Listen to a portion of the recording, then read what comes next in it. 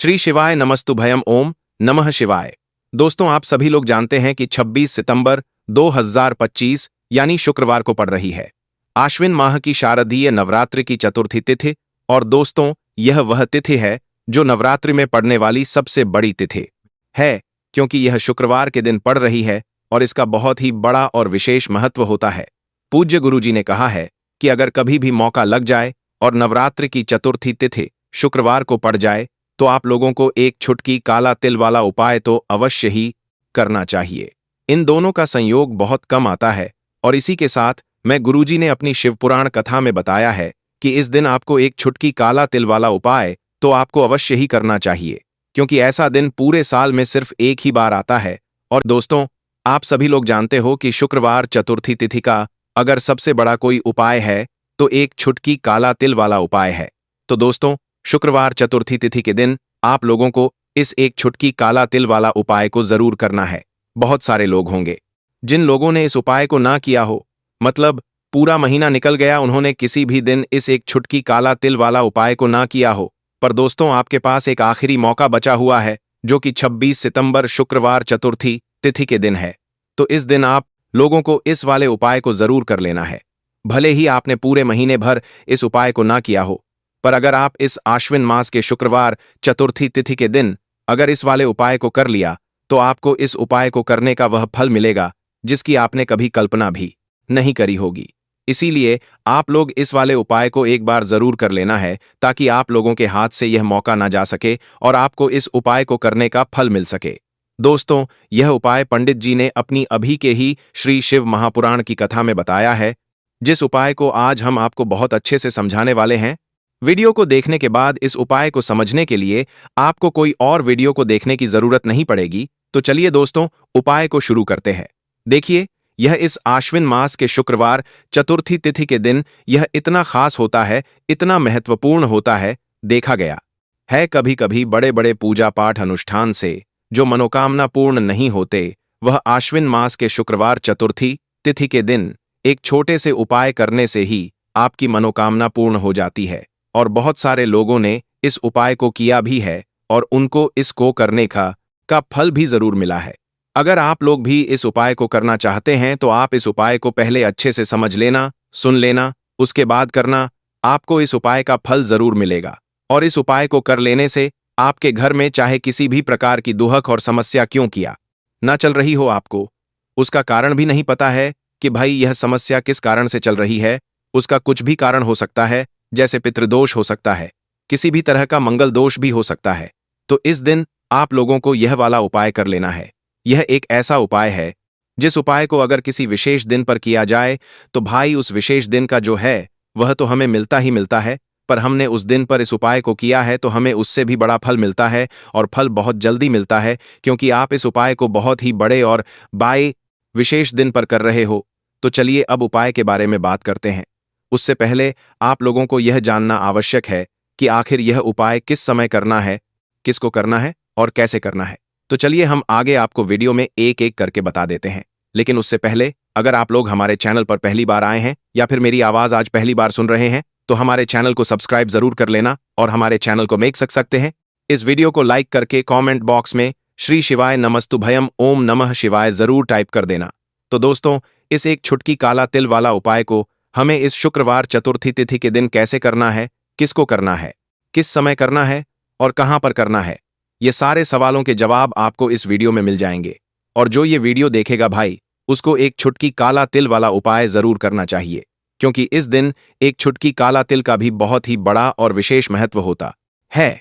और जब बात आ जाए एक छुटकी काला तिल वाला उपाय की, तो ये सोने पर वाली बात हो जाती है और यह एक बहुत ही बड़ा उपाय हो जाता है इस शुक्रवार चतुर्थी तिथि का। तो अब दोस्तों, इस एक छुटकी काला तिल वाला उपाय को आखिर करना किसको है, सबसे पहले हम लोग वह बात जान लेते हैं। तो देखो, घर की जो बड़ी माताएं बहनें होती हैं, उन माताओं बहनों में से कोई भी एक बड़ी माता बहन इस वाले उपाय को कर सकती है। और दोस्तों, अगर आप चाहें तो अपने घर में से सभी सदस्यों को भी इस उपाय को करवा सकते। अगर किसी व्यक्ति की खुद की कोई मनोकामना है, खुद की कोई दुख और परेशानी है जो कि वह अपने लिए ही करना चाहता है, इस वाले उपाय को तो वह खुद अपने लिए भी कर सकता है। बाकी अगर कोई घर में से ऐसा है जो कि अपने पूरे घर परिवार की सुख और शांति के लिए यह वाला उपाय करना चाहता है तो भाई वह भी कर सकता है, उसमें भी कोई दिक्कत वाली बात नहीं है। यह वाला उपाय करना चाहता है तो भाई वह भी कर सकता है, उसमें भी कोई दिक्कत वाली बात नहीं है। कहने का मतलब यह है कि इस उपाय को हर एक सदस्य भी कर सकता है और पूरे घर परिवार के सदस्य के लिए घर की बड़ी बहनों में से कोई एक माता बहन भी कर सकती है। माताएं बहनें अगर घर में उपस्थित ना हो या वह यह वाला उपाय ना कर पा रही हो तो फिर घर का कोई बड़ा सदस्य भी इस एक छुटकी काला तिल वाला उपाय को कर सकता है, चाहे फिर वह पुरुष ही क्यों ना हो, उसमें कोई भी दिक्कत वाली बात नहीं है। अब दोस्तों, जो अगला प्रश्न निकल कर आता है वह यह आता है इस उपाय को लेकर कि आखिर इस उपाय को हमें किस समय करना है, सुबह के समय करना है कि शाम के समय करना है। तो देखो, इस वाले उपाय को आप लोग सुबह भी कर सकते हो और शाम के समय प्रदोष काल में भी कर सकते हो। अब अगर आप पूछो कि भाई सबसे उत्तम समय कौन सा रहेगा इस एक छुटकी काला तिल वाला उपाय को करने का, तो हम आपसे बस यही कहेंगे कि इस उपाय को आप सुबह के समय करेंगे तो ज्यादा बेहतर होगा। बाकी अगर प्रदोष काल शाम के समय भी करेंगे तो भी अच्छा होगा, उसमें कोई भी दिक्कत वाली बात नहीं है।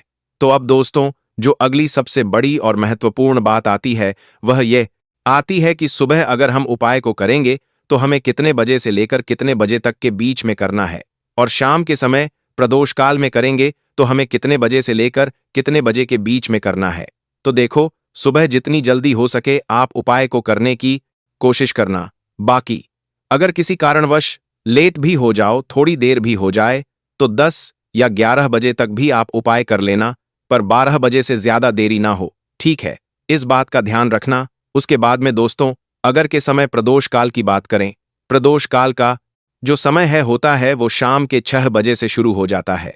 मतलब शाम के 6 बजे से लेकर 7 बजे के बीच का जो समय होता है, ये समय प्रदोष काल का समय होता है। तो आप इस उपाय को 7 या 8 बजे के बीच में भी कर सकते हो। मतलब शाम के 6 बजे से रात 8 बजे के बीच में आप कभी भी इस वाले उपाय को कर सकते हो, उसमें कोई भी दिक्कत वाली बात नहीं है। देखिए, आज के इस पूरे वीडियो में हम आपको 3 चमत्कारिक उपाय बताने वाले हैं।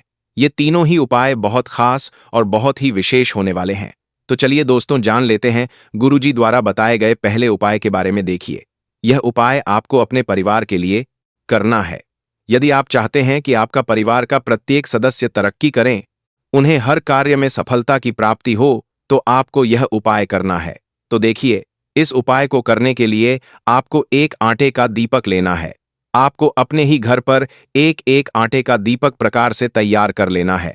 अब देखिए दोस्तों, इस प्रकार से आटे का दीपक तैयार करने के बाद इसी के साथ में आपको एक चुटकी हल्दी भी लेनी होगी। अब यह दोनों ही सामग्रियां लेकर के आपको पहुंच जाना है अपने ही घर में तुलसी जी के पौधे के पास में। देखिए, कई लोग कमेंट करके पूछ रहे हैं कि क्या हम तुलसी जी के पौधे के वहां पर, हमारे घर में जो तुलसी जी का पौधा है वह सूख चुका है, तो वहां पर भी इस उपाय को कर सकते हैं। तो हाँ, बिल्कुल, आप इस उपाय को, जो आपके घर में तुलसी जी का पौधा है वहीं पर आपको यह उपाय करना है। देखिए, सबसे पहले तो आपको यह जो उपाय है सूर्यास्त के बाद, यानी कि रात्रि के समय में ही करना होगा। अब देखिए, सबसे पहले आपके पास जो एक छुटकी हल्दी है उसे आपको तुलसी जी के पौधे में डाल देना है। अब देखिए, आप जो एक आटे का दीपक लेकर के आए हैं, सबसे पहले तो आपको उसे तुलसी जी के पौधे के पास में रखना है, और तुलसी जी पौधे के पास में रखने के बाद इस दीपक में हमें शुद्ध घी का प्रयोग करना है, और इसी दीपक में हमें गोल रूप की बाती का प्रयोग करना है, क्योंकि यह जो दीपक है विशेषकर हम हरि विष्णु नारायण के नाम से लगा रहे हैं। अब इस दीपक को आपको प्रज्वलित कर देना है और आपको भगवान विष्णु से, माता तुलसी से प्रार्थना करनी है कि हमारे घर में परिवार का प्रत्यक्ष सदस्य तरक्की करें, उसे अपने हर कार्य में सफलता की प्राप्ति हो, पूरा परिवार खुश रहे। हे भगवान नारायण, आप हमारे परिवार की रक्षा करना। अब देखिए, दीपक को प्रज्वलित करने के बाद आपको तुलसी जी के पौधे के नीचे यदि तुलसी जी का पत्ता गिरा हुआ पड़ा है तो उसे आपको उठा लेना है। आपको ध्यान रखना है, तुलसी जी के पौधे से पत्ता तोड़ना नहीं है, नीचे गिरा हुआ है तो उसे आपको उठा लेना है। अब देखिए, आपके घर में भगवान विष्णु की, भगवान श्री राम की या फिर भगवान श्री कृष्ण की, यानी कि श्री विष्णु के किसी भी अवतार की प्रतिमा लगी हुई है, तो वहां पर आपको जाना है और आपको थोड़ी सी चीनी या फिर मिश्री आपके घर में हो तो उनका भोग आपको भगवान विष्णु के सामने लगाना है। और जो आप तुलसी जी का पत्ता लेकर के आए हैं उसे भी आपको उसी भोग में डाल देना है। अब देखिए, थोड़ी सी देर इस भोग को वहीं पर रखे रहने देना है और फिर इस भोग को आपको अपने घर के परिवार के प्रत्येक सदस्य को प्रसाद स्वरूप प्रदान करना है। यकीन मानिए, इस उपाय को करने से आपके परिवार का प्रत्येक सदस्य हमेशा तरक्की पर रहता है और आपके परिवार में हमेशा खुशियां बनी रहती हैं। तो इस प्रकार से आपको पहला उपाय कर लेना है। अब हम जानते हैं दूसरे उपाय के बारे में। देखिए, यह जो उपाय है विशेषकर धन की प्राप्ति के लिए है, मां लक्ष्मी को प्रसन्न करने के लिए है और विशेषकर शुक्रवार चतुर्थी तिथि की रात्रि में ही आपको यह उपाय करना है।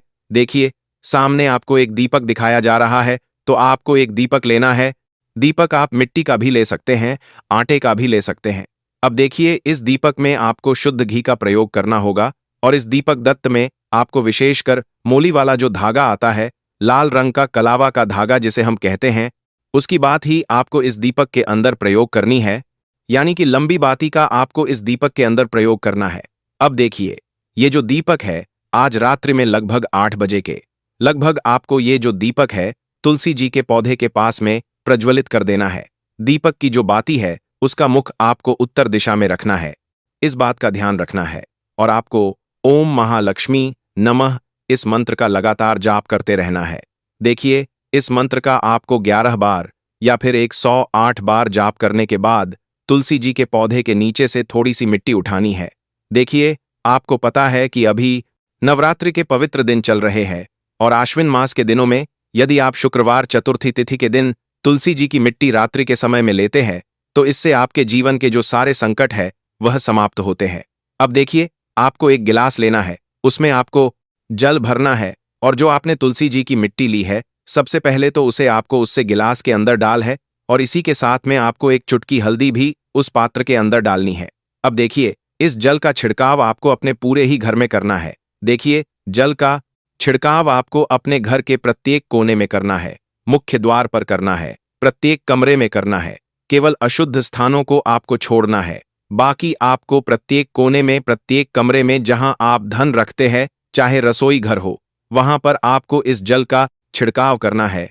और जल का छिड़काव करते समय आपके मन में यही भाव रहना चाहिए कि माता लक्ष्मी की कृपा से हमारे जीवन में हमेशा धन धान्य के भंडार भरे रहे और जीवन में जो भी संकट है, कष्ट है, वो सभी दूर हो। इस प्रकार से कामना करते हुए सुंदर भाव के साथ आपको यह उपाय करना है। देखिए, इस उपाय को करने से घर का जो दुर्भाग्य है वह दूर होता है। तो इसीलिए आपको शुक्रवार चतुर्थी तिथि की दिव्य रात्रि में यह उपाय करना है। अब दोस्तों, हम बात कर लेते हैं तीसरे विशेष और अंतिम उपाय के बारे में। देखिए, इस बात करके आपके उपाय के माध्यम से भगवान विष्णु और माता लक्ष्मी दोनों ही प्रसन्न होने वाले हैं। तो देखिए, इस उपाय को करने के लिए सबसे पहले तो आपको दीपक लेने हैं। दीपक आपको 2 लेने होंगे। आप चाहे तो दोनों ही दीपक मिट्टी के भी ले सकते हैं, दोनों ही दीपक शुद्ध आटा मनकर उनके भी तैयार कर सकते हैं। अब देखिए, दोनों ही दीपक के अंदर आपको शुद्ध घी का प्रयोग करना होगा। अब देखिए, 2 दीपक हैं, उनमें से आपको एक दीपक के अंदर गोल बाती का प्रयोग करना है और एक दीपक में आपको लंबी बाती का प्रयोग करना है। देखिए, लंबी बाती वाले दीपक के अंदर आपको लाल गायेंगे बाती का प्रयोग करना है। जो मोली वाला धागा आता है कलावा का, उसी की बाती का आपको प्रयोग करना है। अब देखिए, इसी के साथ में आपको एक चुटकी हल्दी लेनी है और एक चुटकी आपको काले तिल लेने हैं। अब देखिए दोस्तों, ये उपाय भी आपको विशेषकर रात्रि के समय में ही करना होगा। तो देखिए, सबसे पहले तो आपको यह जो सभी सामग्रियां हैं तुलसी जी के पौधे के पास में लेकर के पहुंचना है। देखिए, आपके पास जो गोल बाती का दीपक है, इसे आपको तुलसी जी के पौधे के पास में प्रज्वलित करना है। ओम नमो भगवते वासुदेवाय नमः इस मंत्र का जाप करते हुए अब देखिए, आपके पास जो काले तिल है उन्हें आपको अपने सीधे हाथ में रखना है और आपके जीवन में जो भी समस्या है, परेशानियां हैं, जीवन में जो भी संकट है, बाधाएं, उन सभी को दूर करने की आपको प्रार्थना करनी है। और यह जो काले तिल है आपको उससे जलते हुए दीपक के अंदर डाल देने हैं। तो देखिए, इस प्रकार से हमने यह जो गोल बाती का दीपक है भगवान विष्णु के निमित्त प्रज्वलित किया है।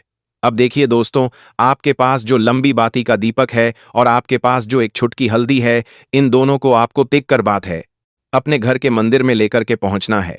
देखिए, आपके घर के मंदिर में जो माता लक्ष्मी की तस्वीर है या फिर माता लक्ष्मी के किसी भी स्वरूप की तस्वीर है, प्रतिमाएं हैं, तो सबसे पहले तो के सामने आपको यह दीपक रखना है। दीपक के नीचे आपको चावल या फिर अनाज के कुछ दाने अवश्य ही रखना है। देखिए, सबसे पहले तो आपको ये जो दीपक है, इसे माता लक्ष्मी जी के सामने प्रज्वलित कर देना है। अब देखिए, आपके पास जो एक चुटकी हल्दी है, इसे आपको जलते हुए दीपक के अंदर डाल देना है और आपको ओम महालक्ष्मी नमः या फिर ओम महालक्ष्मी नमः या फिर ओम महालक्ष्मी नमः जो है नमो भगवते वासुदेवाय इस मंत्र का जाप करना है। माता लक्ष्मी से आपको प्रार्थना करनी है कि जीवन से जो भी दुर्भाग्य है, दरिद्रता है, उन्हें आप समाप्त करें और हमारे घर में हमेशा सुख, शांति और समृद्धि बनी रहे। इस प्रकार से आपको कामना करनी है। तो देखिए दोस्तों, इस प्रकार से आज के इस वीडियो में हमने आपको शुक्रवार चतुर्थी तिथि की रात्रि में किए जाने वाले 3 महा उपाय बताने का प्रयास किया है। जो भी आपके लिए उचित है, सरल है, उसे आप कर सकते हैं। तो दोस्तों, यह थे पूज्य गुरुजी द्वारा बताए गए कुछ बहुत ही खास अगर आपको जानकारी अच्छी लगी हो तो वीडियो लाइक करिएगा। मिलते हैं फिर एक नए वीडियो के साथ। श्री शिवाय नमस्तु भयम।